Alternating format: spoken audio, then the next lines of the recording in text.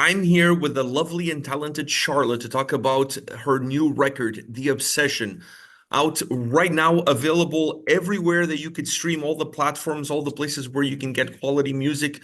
Go check it out. It's a fabulous record. And right now, we're going to find out a little bit more about it. So, Charlotte, how's things going with you? Things are good. It's an exciting time with the record just released, preparing for gigs, coming out of gigs. Yeah, it's amazing. So, let me start off by asking you, what is your obsession? Huh, good one. Good ones or bad ones? Both, if you want. No, the good one is definitely, it's Captain Obvious, but it's obviously music. It's the healthiest obsession that I have, and I'm very grateful for it. The worst one is definitely overthinking. I'm very, very, very bad at not overthinking. I thought you were Yeah. going to say reality shows. Okay, overthinking it is. Uh, Yeah. Now, the first thing that I noticed when I pressed play on this record was obviously that you took a little bit of a detour from where the two previous solo albums had taken us. Musically, this album has obviously a heavier sound, a heavier vibe, and you brought in some of your old friends from the lane to help you out on it. So, when did you start thinking about this change, this slight detour? Let's not call it change, but the slight detour.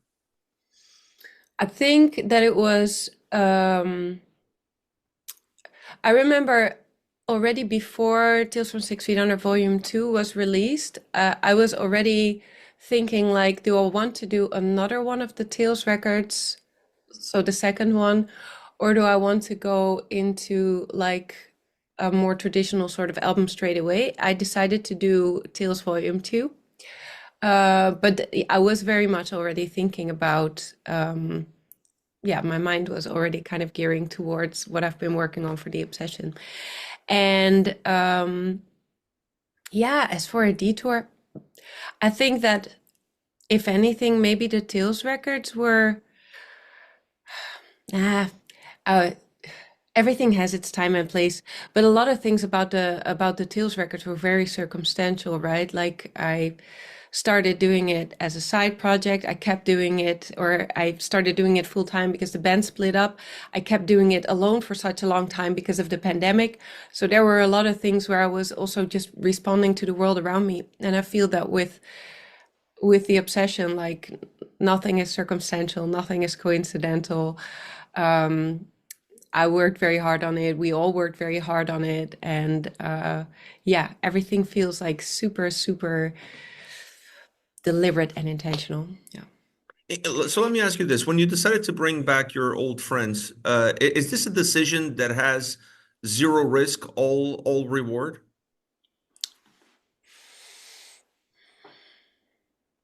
I think so. Yeah. um, yeah, I mean we started performing together again around the release of Tales Volume 2. We always stayed in touch before that, like we hung out a lot, and so we always kind of kept a personal connection, but um, especially being on stage together again, you know, also reminded me, as if I needed reminding anyway, but it also reminded me of like the musical connection that we have and the musical synergy we have. And so it got me even more excited to, yeah, to think like if I'm going to do the next album like in a different way, in a more traditional way, if I'm going to give the songs the time to grow, and if I want to replace, because on the previous records, like it was all me and a MIDI keyboard, digital instruments, like if I want to change that to, actual musicians, like playing on actual instruments, um, I never thought of anyone else for it, you know? So. Did you bring them in earlier in the process so that they could be part of the planting the seeds and letting the trees grow, or did you create everything on your own and then you brought them in to more to execute your vision of what you wanted the songs to be? How it happened is kind of like the beginning of the process was still very similar to how it went with the Tails record. So I wrote the songs, made them with digital instruments, had them mixed, put them on Patreon. That's kind of version one of the song. For the Tails records, that was it, that is what went onto the album. Like I made little tweaks here and there, but nothing too drastic. For the Obsession though, that's kind of where the songs went into this new phase, and that new phase is very much together with the band. So it kind of started with us going over like the songs. I kind of wanted to see like which songs got them most excited, because I had more songs than I'm still doing a song every month on Patreon, so I had more songs than ended up on the album. We went through them all together. Like I got everyone's thought on it. I went to, because I wrote all the songs in a month, there's things that I already knew that I wanted to change, like, oh, I wanted to do a bridge here, but I didn't have the time, or, things like that. So I went to do that, and then I went to go into this rearrangement phase together with Timo Somers, who plays the guitar. Like he's been very involved in that, not just in his guitar parts or making my MIDI guitars into like a huge guitar arrangements, but also in getting the songs in their entirety like ready for the band recordings. And then we went into to the studio, and also the way that we did that was we started with the drums, obviously, like very much the foundation of everything that's going on. But we did the drum recordings with the entire band there playing along, so that so that Joey really got that band feel, while he was playing. And also we didn't edit that like way onto the grid or make it sound like super machine like, which is quite common in the genre to have like that really. No, we kept it very organic, and in that way Joey also got like quite a lot of agency to push the songs, or to direct the ground of the songs. So yeah, and from there, of course, everyone performed their parts the way they do best. I also have to mention Vikram Shankar, who did additional key and orchestrations, which were also amazing. So yeah, phase one was kind of similar, where it was me being introverted and getting that out, and but then phase two, like in the rearrangement of it all, in the recording of it all, and yeah, Timo, for example, was also still like very invested in like the mixes and the mastering phase. Like it was always like a phone call away. So yeah, that part was more like a band effort in that sense. Yeah. A lot of people, including myself, will listen to this record and will look at this record and will remind us a little bit of your past with Delane, obviously bringing the guys back into the fold for this record. But when you listen to this album, do you spend as much time as perhaps some of us fans do thinking of the past, or do you see a lot of seeds in towards of what the future will be for you? I'm more gearing towards the future than looking back to the past. Although, now that we're going on tour again, for example, I do get like this excitement mixed with nostalgia. That this really like we're going on the road again. Like this is a part where, yeah, where I do think back of tours that we've done together, and then look forward to the tours that we're about to do. So yeah. Well, because there's a sense of familiarity with you and them, so I'm sure that puts you at a more comfortable place to be when it was time to record the record, but also now when it comes time to touring versus dealing with people that you're not necessarily as familiar. Now, talking about people that you're familiar with, you have Simone and Alyssa on this record. When you look at inviting someone to be on an album with you or to work on tracks with you, do you want to have your friends around, or do you actually look for someone who can bring something new and something fresh and add value to the song that you have created? In this case, both. Uh, yeah, no, yeah. Sometimes you have a song and you hear something like super particular, and you're like, "This is not something that I can do myself," and I'm going to going to look for, a very specific sound, which is, for example, something that I've done with praise. I kind of heard that gospel feel in there from the very beginning. Um, so that's where I really went looking for, the voices that could make that happen. In the case of Simone and Elisa, there was both, of course, a backstory with that. Dopamine is about a topic that Simone and I kind of bonded over. Like it's about the kind of the numbness that I experienced when I was on a certain type of antidepressant. And the very first time that I opened up about that in an interview, I got like a text from Simone out of the blue, super kind, like, hey, you want to talk about it, and we connected over that, and we did like a lot of guest appearances after that. And then when I dropped the first version of Dopamine on Patreon, because like I said, there's earlier versions of them on there. And of course we follow each other on Patreon. Uh, she was like, "Oh, I listened to this song so much and it's one of my favorites of yours." So I was like, well, if this is going on the album, it would be like a really nice full circle moment if she would be on that. So that one definitely has like a very personal element to it. And in a way, the same also goes for Elisa, because this is our fifth collaboration together. 4 out of 5 are based on famous poetry. And Ode to the West Wind is based on the poem by Percy Shelley called Ode to the West Wind. And when I finished the first version of that, I was like, oh, this should have been one of our poetry collaborations. So I really love to make that happen. So they have a more personal background. Doesn't take away from the fact that I love the way that they nailed their vocal performances, and that I think that they hugely added to the songs, also just purely in a musical sense. Your love for music, not just for your own music, but your love for music is absolutely contagious. So I'm not surprised that people that are around you or that have worked with you always come back to this fountain of youth, this incredible well of creativity that it is Charlotte, to do other collaborations and to do other work. I can only imagine what the future holds.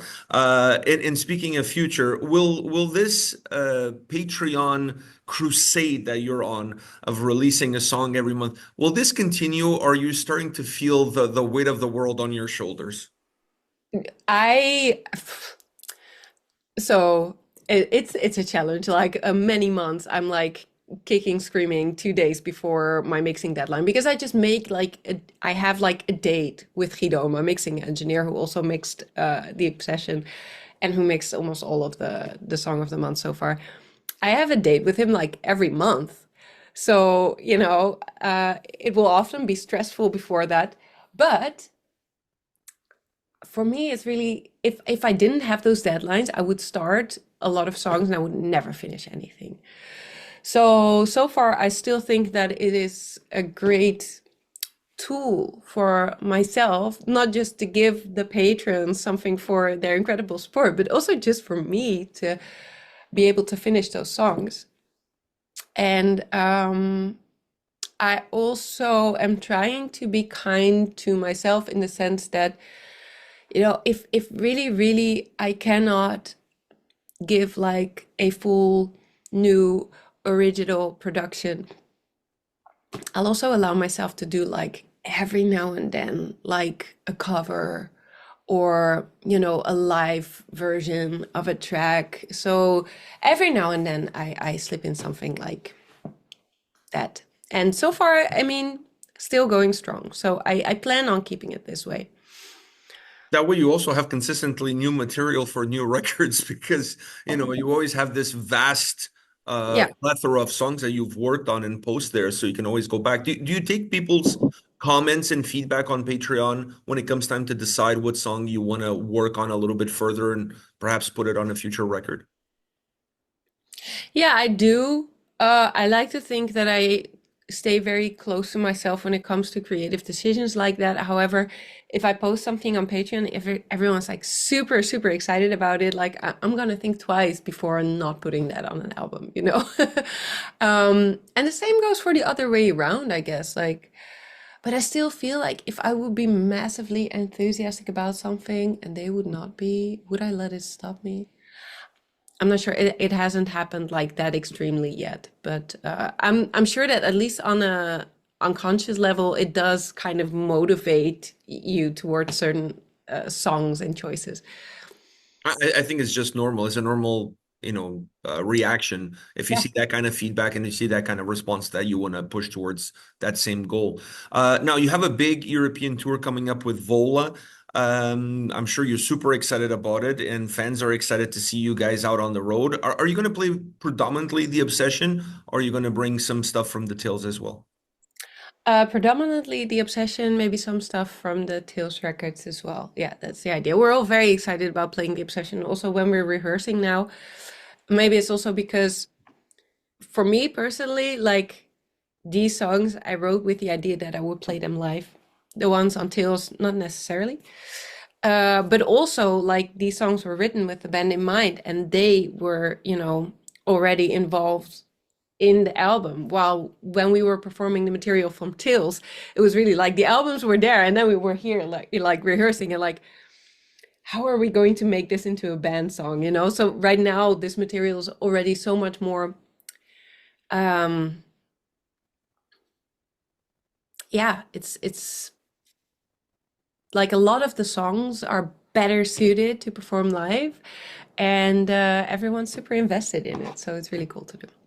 Will this record see you spending a little bit more time outside of your basement? Yeah, I mean, yeah, we'll be on the road for a full month, and then we're planning a lot for next year as well, so I'll definitely be out of my basement more. I mean, I'm still here in the basement, with the puppy right now, but I also get outside every now and then now. And now with touring, and going back to the Patreon thing, so now with touring, are you gonna have to kind of reschedule your schedule in order to keep both sides of your life together, the Patreon side and obviously the performing side? I see it as I kind of see them as working together. I don't really feel it as two different sides that I have to navigate. It's rather like you said earlier that in keeping the steady flow of new music, I also think that, once we've done some touring, instead of having to go, oh, maybe it's time to start thinking about a new album. I am actually still gradually like building up new songs to have new material to work from when that time comes. So, so yeah, I'll have to like I'll probably prepare some songs for the end of the year because I'll be gone so much that, I think I'll do two or three songs within October and then release them, So there is some planning like that. Um, yeah, but otherwise, I think that it really helps in planning everything out. And will people on Patreon be getting some special content from you while you're on the road? Some little Yeah, vlogging and that kind of stuff? definitely. Like I like to do blogs. I do like little vlogs every now and then. But what I've also been doing is like every now and then I just go live from festivals or from photo and video shoots. And it will be a lot of fun to do that from the road as well. So yeah, this is going to be the first tour with like, bringing the patrons with me. So I'll have to see what works best for us, what works best for them, but we'll definitely make them a part of it for sure. What you're doing on Patreon is absolutely phenomenal. You're a trailblazer when it comes to what's happening on Patreon.